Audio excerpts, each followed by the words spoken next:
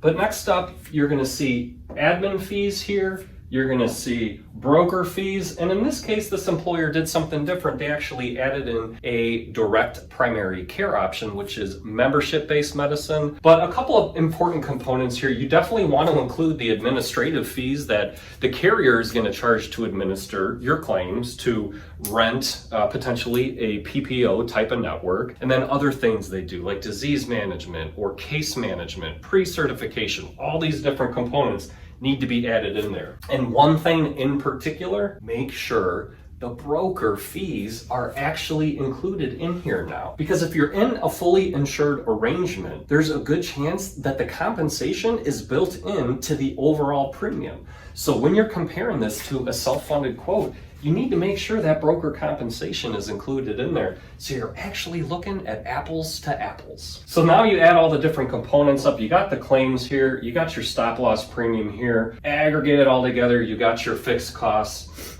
Here is where we expect the plan to be, but in this case, we do have aggregate stop loss coverage. So that means there's a worst case scenario, not just on individual large claims, but on all claims. And that is important in this case because it sets a worst case scenario, $940,000 in claims.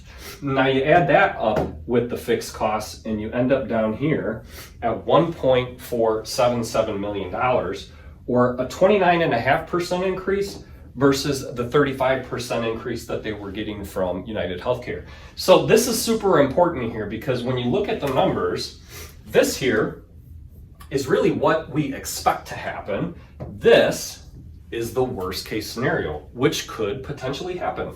And in this example, what you can see here is that there's a pretty big savings on expected to move to a self-funded plan, but the worst case scenario is actually better too. So that piece right there really helped solidify the employer's decision in terms of, do they want to move into this self-funded arrangement? Well, they know their worst case scenario is better than their worst case scenario with United Healthcare at 35. So this employer did end up making the move. Now, the last thing I'll just add in here is that this line is super important, and you'll see I included a note here, includes laser liability. You want to make sure when you're looking at your max liability that you are including any potential lasers. And again, a laser, if they have a $75,000 stop loss deductible, a laser just means that because there's a known risk on the plan, they might create a $150,000 stop loss deductible for one particular individual. So important to include that information as well. Now, believe it or not, there's even more detail that goes into this analysis that I'm showing here. And that's a lot of the things that happen behind the scenes.